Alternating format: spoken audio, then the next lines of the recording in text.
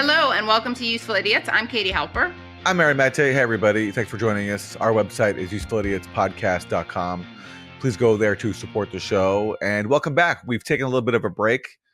It's summertime. We're both on the go. Things are happening, but it's great to be here once again with you. Yeah, it's very grounding to be back. Useful Idiots is like when I touch stone in a chaotic world. Yeah. Mm-hmm. That's right. That's right. Katie, you're on the road. What are you up to? What I'm up to is something pretty exciting, if I do say so myself. I'm starting work on a new documentary, and it's about Holocaust survivors who are speaking out against the genocide. In Gaza. Holocaust survivors speaking out against the genocide in Gaza, right? Not genocide in general, or not the genocide of the Nazi genocide. But yes, the genocide in Gaza, because Israel weaponizes the Holocaust so much, I thought it would be important to get these people's reactions and also capture them while they're still with us. I just interviewed a 91-year-old Belgian man, Jacques Boud, who's amazing. His story is amazing. He was, his parents were killed in Auschwitz, tragically, and then he was sent to Israel and hated Israel. So his story is really fascinating. Yeah, it's not very well known, but after the Nazi Holocaust, there was an effort to basically get as many survivors as possible to go to Israel, when many people wanted to actually come to the U.S. and other places. But the, whatever you want to call them, the Zionist lobby in the U.S. essentially worked to keep them out and make sure that they instead would go off to Palestine, including to fight people and displace Palestinians from their homes. It's a really tragic history. That it really is, yeah. But there's a book about it by a McGill University professor, an Israeli actually, who wrote about all this. But that's one aspect of this that's not very well known. Which one? Which book? It's called "In the Shadow of the Holocaust: The Struggle Between Jews and Zionists in the Aftermath of World War II" by Yosef Grodzinski. So there you go. It's really it just continues to show that Zionism is a threat to Jewish people, because in this case, the book is about Zionists basically keeping out Holocaust survivors from emigrating to safety in places like North America, and instead shipping them off to Palestine, forcing them to basically be a part of this ethno-colonial project in Palestine, when a lot of them really did not want to do that. They wanted to just live peaceful lives, but they weren't given that choice. Yeah, it's really fascinating. And one of the things that Jacques, who I interviewed, brought up, and other people who are the children of survivors have brought up, is how much Israel hated the Yiddish language, and they banned it. They even, someone I know talked about how there was a raid on a Yiddish language version of Hamlet. The Israelis raided it. So anyway, fascinating history. Alrighty. Well, thanks for indulging me, Aaron, and thanks for indulging me, Useful Idiots fans. That's my update.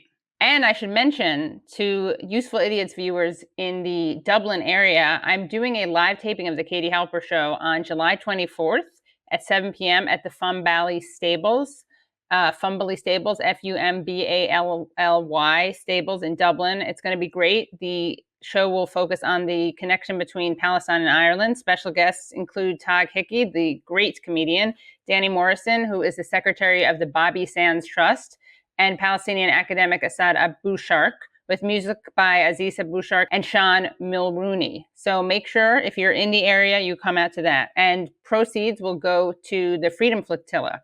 Very cool. So that's the Katie Halper Show live in Dublin, and we'll put a link to the tickets in the show description. Yeah. Let's get to our 4 basic food groups. For Democrats suck, we're going to turn to the suckiest Democrat in chief. That's Joe Biden.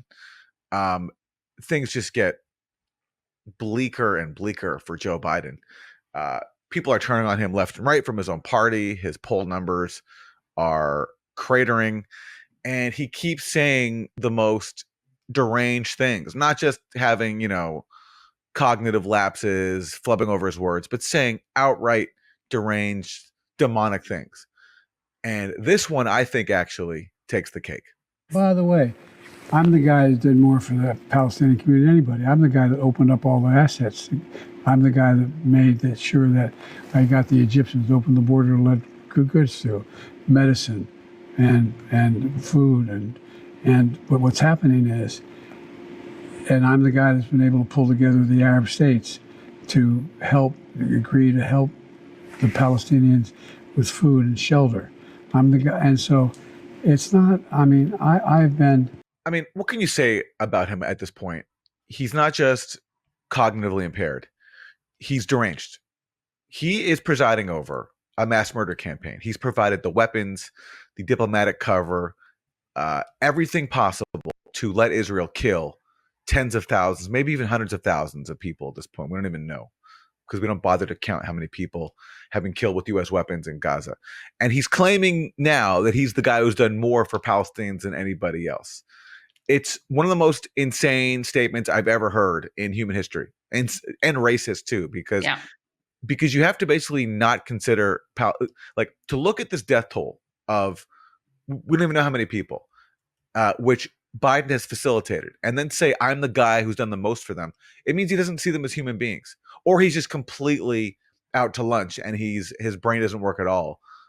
Either way, it's just unbelievable. And yet stuff like this doesn't cause immediate controversy. Like, he'll flub his words, he'll say something stupid. Obviously, he had the meltdown at the debate. That's weeks and weeks and weeks of controversy. He says something this racist and unhinged. It's not a controversy at all. Right. No, it's not embarrassing. It's not something that anyone has to run cover for. It's just a comment. Right. And it's so crazy. It speaks for itself. And we have so many more months left of this campaign. I shudder to think what else is going to come out of Joe Biden's mouth. But that's this moment we're in right now. What do we have for Republican Suck? Well, for Republican Suck, let's take a listen and a watch and see and hear what Vivek Ramaswamy had to say at the RNC. And of course, Vivek Ramaswamy is a former presidential candidate for the Republican Party. And our message to Gen Z is this: you're going to be the generation that actually saves this country. You want to be a rebel? You want to be a hippie? You want to stick it to the man? Show up on your college campus and try calling yourself a conservative.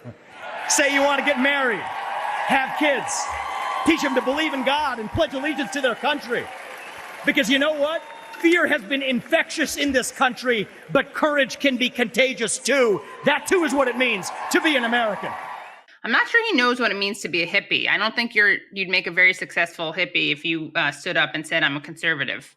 Yeah, I don't think he gets it either. And it's a very kind of retro way of talking. I don't even think the kids these days talk about wanting to be hippies. You know, he's kind of living in the 1960s here. Yeah, totally. But yeah, I mean, listen, who's he talking to? He's talking to the kids who bravely put themselves on the line to protest mass murder in Gaza and got attacked for it at college encampments across the country. And he's saying the real rebellious thing to do would be to be a conservative. And I just, again, a conservative who wants to ban abortion, wants to ban gay marriage. I don't think you're going to find that much currency, that much appeal among young people on college campuses, Vivek. But he's obviously, Aaron, I don't know, he does seem to have his finger on the pulse of the young people who want to be hippies. All right, for Isn't That Weird, let's turn to the assassination attempt on Donald Trump. Trump, who came literally within an inch of his life. Had he not turned his head at the exact moment when the shots were fired, he likely would have been killed. It's really incredible he survived. Now, Republicans, they're handling this in a typical way. I mean, obviously, some Republicans are just, saying the right things, be thankful that he survived, mourning the person who was killed. But other Republicans are seizing on this to basically advance their pet causes, including cracking down on diversity initiatives. So here, for example, is Congressmember Tim Burchett, who is blaming DEI for the Secret Service's lapses in protecting Trump. How the hell did he get on top of that roof? If you look at the pictures, he didn't go through the top of the roof. There had to be a ladder or something. Somebody really dropped the ball. You've got a DEI, basically a DEI initiative person who heads up our Secret Service. She was working at Pepsi before this. And DEI, for those who don't know, is diversity, equity, inclusion. And he's claiming that somehow that DEI initiative is responsible for the head of the Secret Service being in her job. Her name is Kimberly Cheadle. Implying she's an affirmative action hire. Yeah, exactly. Yeah. Now, listen, that doesn't mean that she's above criticism. There is a lot to criticize in her handling of this. So, for example, she was giving an interview where she explained why the Secret Service didn't have anybody deployed to the sloped roof where the shooter fired from. And her answer was not very good. This is what she said. Should that roof have been secure, period? That building in particular has a sloped roof at its highest point. And so, there's a safety factor that would be considered there, that we wouldn't want to put somebody up on a sloped roof. And so, the decision was made to secure the building from inside. So I think you can definitely criticize her for that. Obviously, a sloped roof didn't stop the shooter from being there. So I don't think it should stop the Secret Service. But to blame DEI for her hiring, I think is a stretch. Yeah, she's a woman. There obviously was plenty of incompetence going around there. And it's not as if she was responsible for overseeing every single detail of that operation. So I don't think you can blame just her, but that doesn't mean that she's above reproach. Republicans are also taking the opportunity to fearmonger about Iran, because right after this assassination attempt on Trump, U.S. intelligence came out with the claim that actually they had received warnings that Iran was trying to kill President Trump, even though, of course, there's no evidence at all connecting Iran to this alleged shooter, this young man from Pennsylvania who fired at Trump. But that hasn't stopped Republicans from basically trying to sound the alarm about Iran. So here, for example, is Congressmember Mike Turner.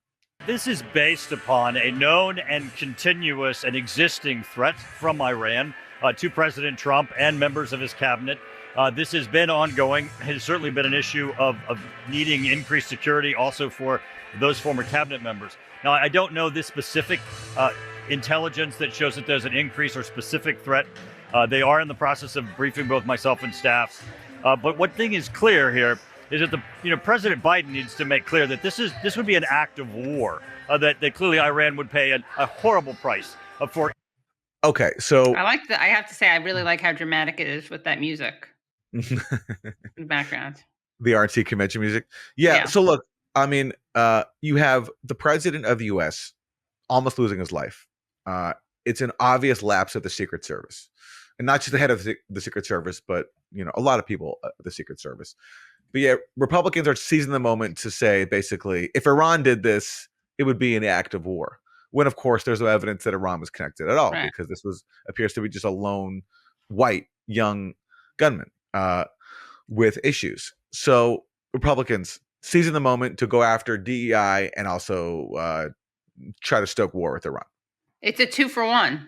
Yeah, it's a 3-for-1 because they also get that incredible image of Trump with his fist raised in the aftermath of the shooting, with his cheek bloodied. So they get, arguably now the most iconic campaign photo of all time, plus the opportunity to go after their favorite targets, Iran and diversity initiatives. Plus they got to break up Tenacious D because one member of Tenacious D made a joke about Trump, and Jack Black responded by calling off the tour and no longer working with him. Kyle Gass. And of course, Tenacious D is they don't like Trump, obviously. So the Republicans just got to neutralize an enemy. Tenacious D taken out.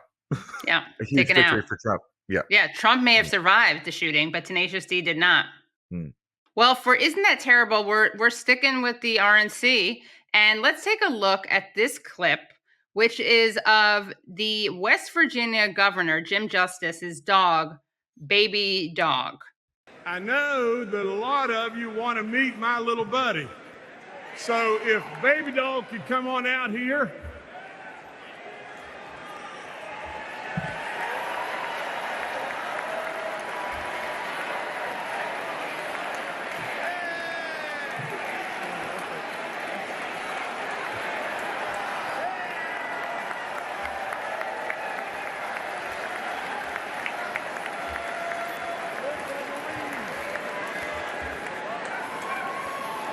Now, as the world watches, you didn't really expect that, did you? But with that being said, let me just say just this. She makes us smile and she loves everybody. And how could the message possibly be any more simpler than just that? I mean, there are a couple things I object to there. First of all, I think it's exploitative of Baby Dog, even though Baby Dog is adorable. And Baby Dog, by the way, is a 60-pound bulldog, English bulldog. But I don't know what Baby Dog's politics are, and I'm not confident that Jim Justice does either. So I think it's kind of like, remember when Sarah Palin trotted around her baby at the convention?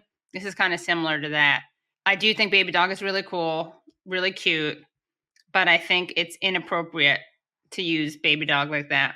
Well, Kate, I'm trying to put you on blast here, but I mean, you've been known to show your fans your dog, Bodhi. It's true.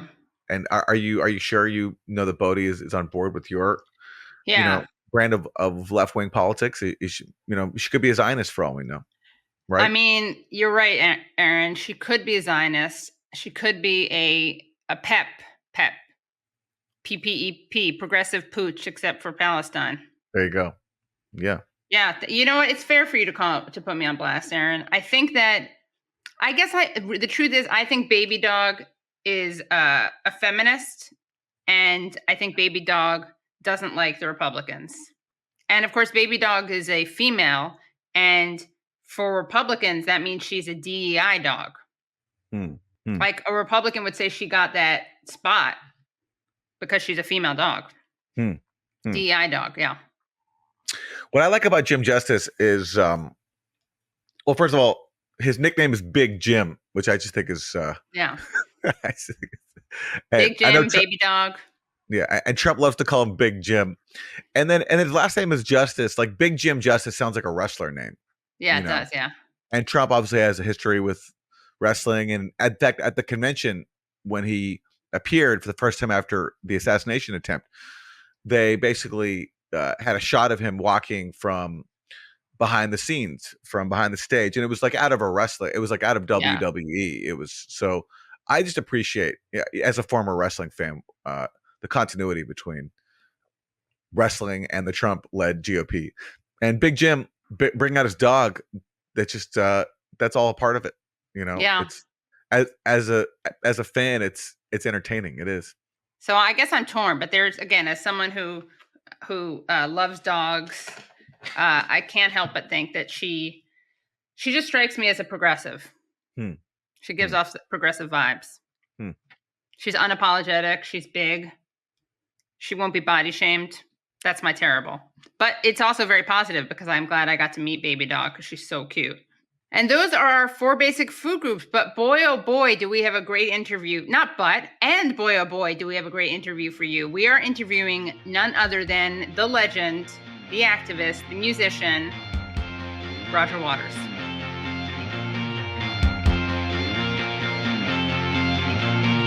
Welcome back, Roger Waters. Thank you so much for joining. I couldn't be happier than I am to be here with both of you, 2 heroes of mine. Oh, well, thank you so much. Not at all. All right. We didn't even have to bribe Roger to say that. No. So tell us what you were just doing in England.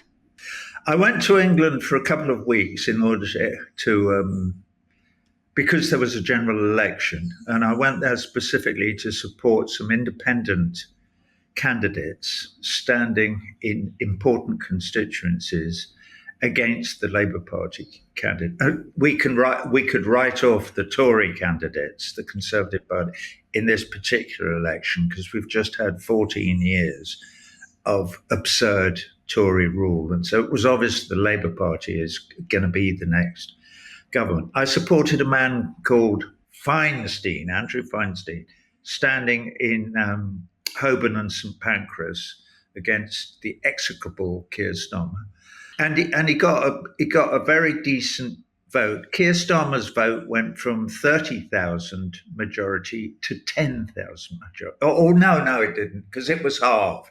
He had a 20,000 majority, and that is now halved to a 10,000 majority. So that was something of a result.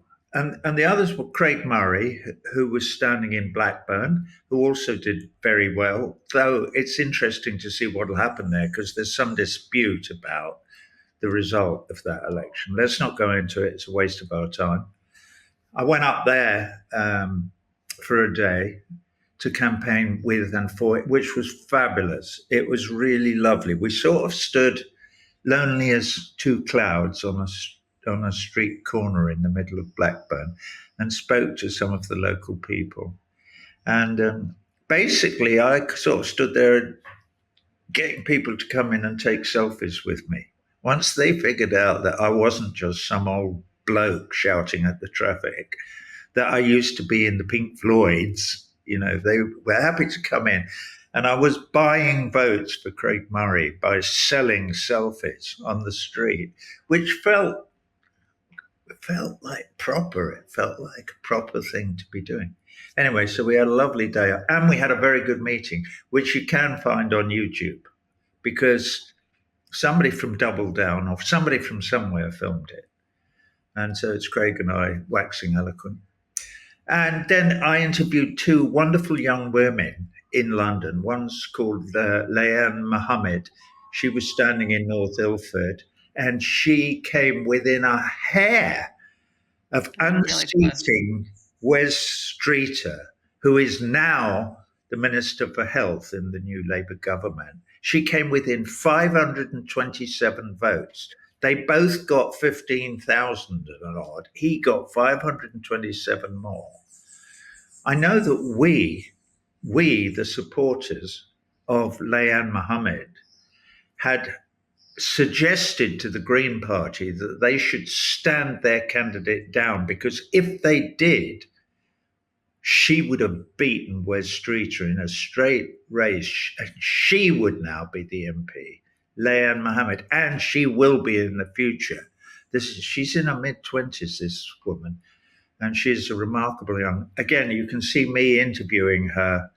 It's on YouTube. So, and the other one, who's even more of a firebrand, is Fiona Lally, and she stood in Stratford and Bow, another London constituency. I've interviewed. I won't say any more about them. Watch the interviews. These are, God, they give me hope. They're like 25 or 3 or 20 or something. They're very young, and they are saying and doing all the right things. Lally became famous overnight 2 or 3 weeks ago when she spoke to a Tory cabinet minister. I think maybe she was Home Secretary, Suella something or other. And Lally tied her in, I can't say the F word, effing knots. It was a wonderful, wonderful thing to see. So anyway, that's what I was doing in England. And I did a gig in a church with Loki, who's a rapper from London, and very well known for not just his music and his rapping, but he's from Grenfell, you know, where there's a tower that burned down in a project in London or whatever. So I did it with him, with somebody who used to be called Cat Stevens, who's now called Yusuf Islam. But on the gig, for this gig we did, he called himself Yusuf Cat Stevens. Oh. So anyway, he's always, I love him, Yusuf.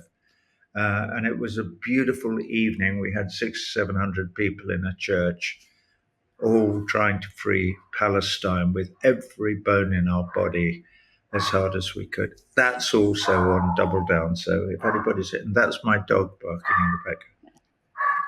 Very enthusiastic supporter of these insurgent candidates.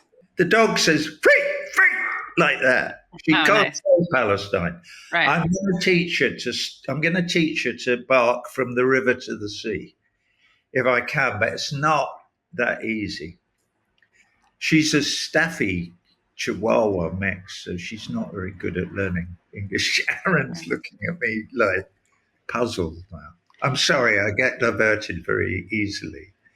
Well, how similar is the situation in England to the situation in the United States when it comes to politicians, the main parties? Like we have the Democrats and Republicans. They in England have the Labour and Tory. And in America, there's basically no difference when it comes to Palestine. What's it like in England on this issue? It's exactly the same, except one of the independent candidates who stood in North Islington is the ex-leader of the Labour Party, Jeremy Corbyn, who was ousted from his position as the leader of the Labour Party in 2019 by the Israeli lobby and their acolytes in England, the chief mover of whom was Sir Keir Starmer, believe it or not. Do the Israelis have a firmer grip on the political situation in England than they do? No, it's probably about the same.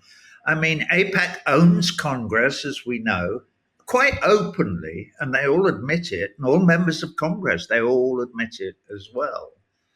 You know, we've all seen those documentaries about, who's that Republican? Is it Massey, the one who's come out and said, everybody has an AIPAC guy in their pocket? No, they're in his pocket. And whenever they come to a vote or anything in Congress, the AIPAC guy leans down to his pocket and says, you do know which way you're voting, don't you? And the congressperson says, yes, I do. Thank you for helping me out. You know, and please keep sending me the donation. And that's the way it effing works. And it's disgusting. You know, when I did Rogan a couple of years ago, I actually started watching it. And then I thought, I can't watch this. It's 3 hours long. But it was actually, I was enjoying it until I thought, no, I've got other things I have to do. But there's a bit in it where I said to him, after a couple of hours, I said, what would you do, Joe Rogan? And before I'd even finished, he said, take money out of politics. And I thought, well, good for you. You've said something. I mean, I'm not saying he's not an idiot, Joe Rogan. He often talks to idiots, but he can sort of connect dots a little bit. And he just went, and when I said, what's your second thing? He went back and he went, that's the number one thing. And how right is he? It's absurd that you can buy an election, isn't it? You could call that many things. Well, you can call it a plutocracy, a kleptocracy, an oligarchy, but you cannot call that a democracy. It isn't. That means that poor people do not have anything to do with any of it. And that is the situation you've got. It's not quite as bad as that in England. We have a different system. We don't have an electoral college, which is the first thing that you have to get rid of. Two things in America immediately. One is Citizens United, which is Rogan's point, and the other is the electoral college, which means that the popular vote is meaningless. Right. They've figured out how to put whoever they want in power, and they will continue to do so until there is a revolution. Is the revolution just around the corner? I effing hope so. But it's so hard to tell, isn't it? The vice-like grip that they have through Rupert Murdoch and others on everybody. You speak about it a lot. Our friend Caitlin Johnson from Melbourne, Australia, writes about that and almost nothing else. Yeah. Every morning.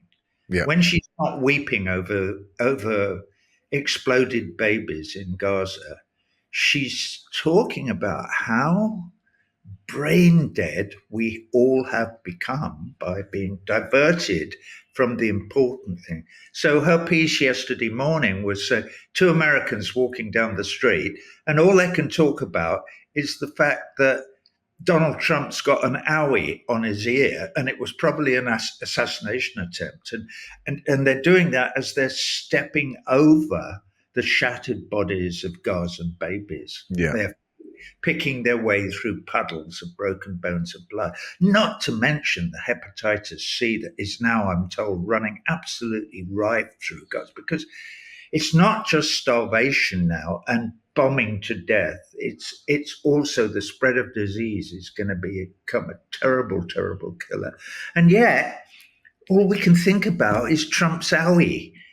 And that we are all, well, we're not here, thank goodness, but everybody in America is subjected to this 24/7 obsession with the idea that any of this Democrat-Republican conversation is relevant to real people living real life. It's completely irrelevant. That's why it's called the Overton window. And that's why they feed it to us relentlessly, pretending that we give a shit whose fault it was that they didn't put somebody on the sloping roof. Give me a break. What would have happened if he'd aimed a bit better and shot Trump through the front of the head? Nothing. There'd be another puppet there instead. It doesn't make any difference. And this is what it's very, very difficult to figure out for yourself if you're an American citizen, in my view. Obviously, you still figured it out. And what we have to do is make Aaron Marte and Katie Halper the majority. Everybody has to be you. And if everybody was you, they wouldn't be there. Biden and Trump wouldn't be anywhere ever, because they're lunatics and they shouldn't be anywhere that we ever see them. They should. I tell you, years ago, I wrote a song called The Fletcher Memorial Home. And I actually made a little video, or rather my brother-in-law made a video about it. And you see them wandering around. It's like Margaret Thatcher and Galtieri wandering around playing croquet on a lawn somewhere, but they're safely under lock and key. They are the home for, they're in this, the Fletcher Memorial, home for incurable tyrants and kings. Yeah. I know you both heard Biden yesterday saying, I rule the world. Wow. And going back to Jeremy Corbyn, the one time in recent memory where we actually have a candidate in a, major NATO country who actually represents ordinary people's interests, he gets subjected to an unprecedented smear campaign and a sabotage attempt, as you mentioned, from within his own party. Right. He was just a few thousand votes away from being the prime minister, but people in his own party sabotaged him and came up with this manufactured smear campaign that he was an anti-Semite. And I'm wondering, Roger, as someone who's dealt with a similar smear effort against you, you've been smeared as an anti-Semite because you support Palestinian rights.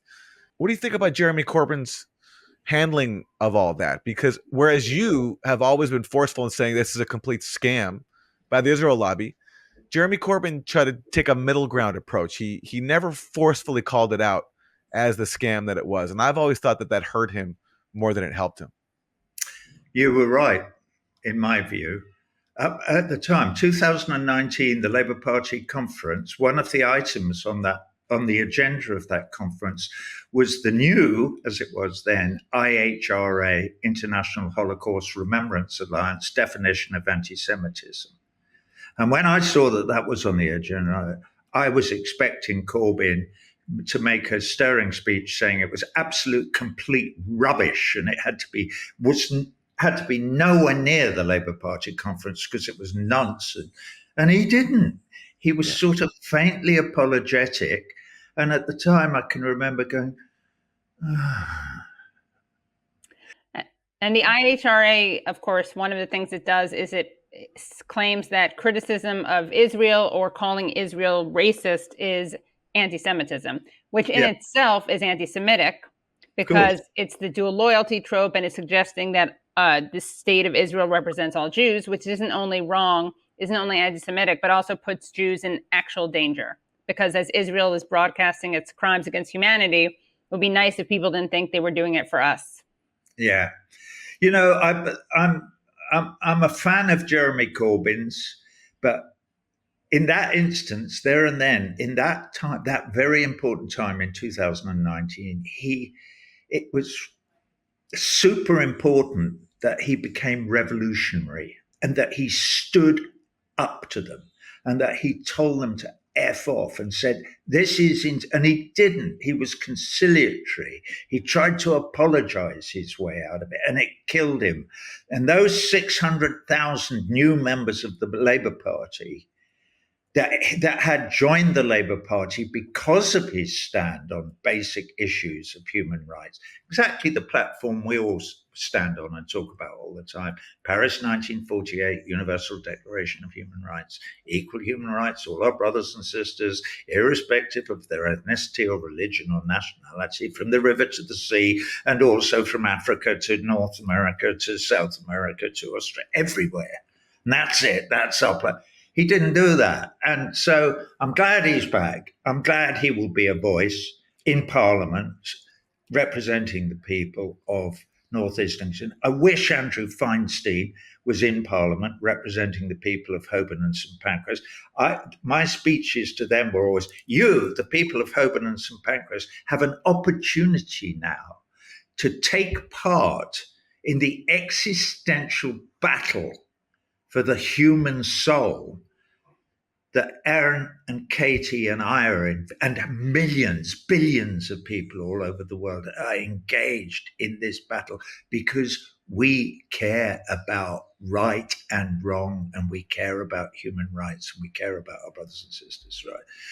You didn't. A lot of you went and still voted for Keir Starmer, who is a Nazi. But he's a self-serving career Nazi. He would do anything. He'll tell any lie.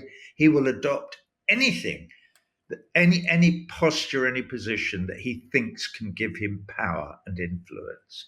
And this is well known, and it's all over here. It's not in any of the mainstream media, but it's all over independent media, isn't it? What's interesting also speaking of Andrew Feinstein, we had him on Useful Idiots. And what's interesting about Andrew Feinstein is that he's a very outspoken critic of Israel. And it's a little harder to call him an anti-Semite because he's the son of a Holocaust survivor. But of course, people will call him a self-loathing Jew. But what's fascinating is that he worked for Mandela. He lived in South Africa, and he really has, firsthand experience with apartheid. He went to prison for it in South Africa. So, yeah, he knows all about that. The problem is that the real actual narrative of what's happened, not just in the Second World War, not just what's happening now, but everything that's happened is in the hands of Rupert Murdoch and his colleagues in the New York Times and the Washington Post and the Wall Street Journal and the London Times and the Manchester Guardian and the rest of them. Okay, so the narrative is in their hands, and they decide what should be. And it's in the hands of the TV stations, all of them, the whole mainstream. And they are selling the idea that this is just normal. And so when you look at the scenario of what's happening to us all now, and this is the existential battle for the human soul, we are heading towards World War III very, very fast. This is mainly in the Ukraine. The Ukraine, in my view, is even more dangerous than the Holy Land is at the moment, because the lunatics who are the leaders of our countries in the West are trying to weaken Russia. Why? Because do they want to defeat Russia in a world war? Or do they hate the Russian people? What's the point of the Russian folk? And then when they've done that, they want to go on to the Chinese. Because like the lunatic Joe Biden, they think they rule the world. Yep. Wake up, guys. No, you don't. You have got more weapons and more nuclear weapons than the rest of the world put together. But in a nuclear war, that doesn't make any difference. We're all dead. So why you are trying to turn Ukraine into a member of NATO when this conversation has been going on for at least 20 years. I think it was in 2007 in Munich that Putin said, we need to talk to one another. We need to figure out a new security apparatus for Europe as a whole, and particularly Eastern Europe. And part of that security needs to address the security both of the Ukrainian people and the Russian people. And we have to figure this out, because you did promise, and you and I don't know why I'm telling you this, because you know all of this about the... Well, Roger, what's amazing is when Putin said that, you're right, in Munich in 2007, when he made that speech and said, we can't have Western hegemony anymore. You have to take our concerns seriously. That's when Putin became the number one enemy in Russia, when he basically called for diplomacy, cooperation. All of a sudden, he became a tyrant, an autocrat. We can't work with him ever. That's when he became enemy number one. It's unbelievable. Yes, it is unbelievable. I got a letter this morning. I'm blurting this out now. Probably shouldn't, but I'm going to. From Medvedev. What's he in the Russian government now? He's something or other. He was prime minister a few years ago. He was, yeah. They've approached me this morning asking me to go and play music to Russian troops in Ukraine. Exactly. And obviously I'm going to say, are you effing stupid? Why would I do that? I mean, that's the most ridiculous thing that I've heard so far this morning. So the answer, Mr. Medvedev, is notwithstanding the fact that although it was illegal and I condemn it unreservedly and blah, blah, blah, the invasion of the Ukraine, I understand why you started that special military operation. And also, I've watched what's happened since, and all the emails I sent to Mrs. Zelensky and others in the Ukraine saying, you should stop this now and go back to the Minsk Accords, which I did 2 years ago in April 2022. And I was right, and I'm still right. It's insane that you've been slaughtering Russian and Ukrainian young men, middle-aged men now. It'll be babies soon, because there won't be any young men left. But why have you been doing it at the behest of Joe Biden, who thinks he rules the world? Are you insane? That's so sad.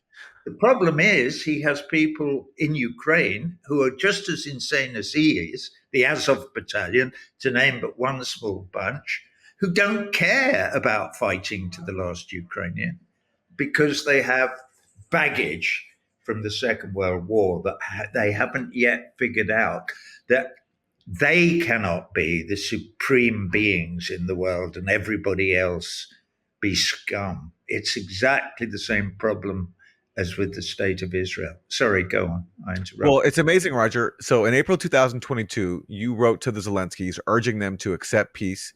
That was at a time when the Ukrainian government was actually negotiating with Russia and Turkey, and we now know they were so close to a peace deal.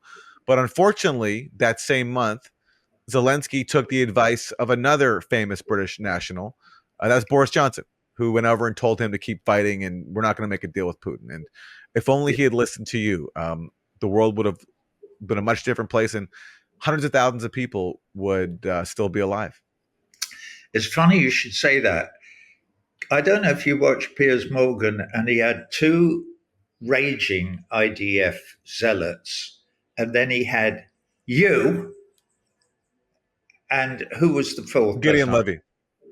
And he had Gideon, which is why I'm bringing it up. Yeah. And Gideon didn't say a word for about 10 minutes. And then when he did say a word, he said, when I heard that news or when I read that piece in Haaretz, I sent an email to Koblovsky or whatever the journalist's name was, who had reported that the Hannibal Directive had been issued by the Israeli High Command on October the 7th. After Yaniv Kubovich published his scoop, I SMS'd him. I sent him a text message asking, so Roger Waters was right. And he said, when I read that, I wrote to him and said, maybe Roger Waters was right all along. Because I was vilified for speaking out about October the 7th. And all I said, and this was to Glenn Greenwald, was, I really want to know what actually happened. And for that, they wouldn't let me stay in a hotel all over South America. He's a raging anti-Semite. You can hear it. He wants to know what actually happened. And now it turns out that I was completely right. When I saw those piles of cars, I went, shit, they killed all those people. The Israelis did, Yep. Hamas did not have Apache helicopters and Hellfire missiles. That's right. They just didn't. Anyway. And Gideon Levy, who's a very courageous person, Israeli journalist, he wrote an article basically criticizing you, Roger, an open letter to you, because you raised questions that turned out to be 100% correct. Did Israel kill its own people on October 7th? Now we know the Israeli media has confirmed this.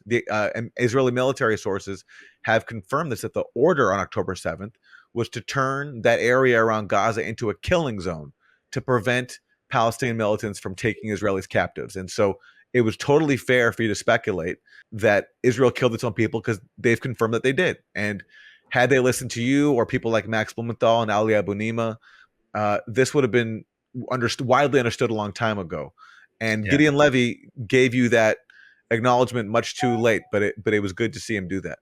Gideon doing that the other day, I'm almost in tears now, because that was like him reaching through the screen and putting his arms around me and saying, I love you, my brother. I was wrong. You were right. When he criticized me for not, he went to Kibbutz Eri 2 days after, and he saw all of that, but he assumed that it was Hamas, A, and B, he believed the Zaka stories about women rape and breasts used as footballs and all that, which we now know. Well, we don't know. Nobody knows anything. It's possible the earth is flat. But as far as all the evidence goes, we know that were all lies. Not a single Israeli woman, as far as we know, was sexually assaulted on October the 7th, 2020. Not one. There's no evidence to support even one. No babies were killed. That little girl who was killed in that particular kibbutz was killed by an Israeli tank shell, along with 13 other Israelis, when they were just blowing up a house because they knew there were some Palestinians in it. So maybe eventually the whole story will come out. It remains to be seen. And to hear the rest of the interview, please go to usefulidiotspodcast.com. As always, a great, inspiring time with Roger Waters. Freewheeling discussion. Yeah, and so much to look forward to. He's got a new album he's working on, a memoir, and a concert film, and it's very exciting. And the man is 80 years old. Compare him to Joe Biden, who is older than Roger, and it's like night and day. If only we had people like Roger leading us rather than Joe Biden. But very grateful to Roger, as always, for taking the time to join us. And we hope people enjoyed it. Yeah. And to see the full interview, of course, go to usefulidiotspodcast.com. And don't forget to come on out to the Katie Halper Show live taping at Fumbly Stables in Dublin, July 24th at 7 p.m. And the link to that show is in the description. All right. That's our show. Thanks so much for joining us. We'll see you next time. Thanks so much for listening to and watching Useful Idiots. For extended episodes, bonus content, and our weekly Thursday Throwdown episode, please subscribe at usefulidiotspodcast.com. Support the show for free by subscribing on YouTube, Rumble, and wherever you get your podcasts. And if you like the podcast, don't forget to rate and review. You can also follow us on Twitter at usefulidiotpod. Thanks for supporting independent media. We'll see you next time.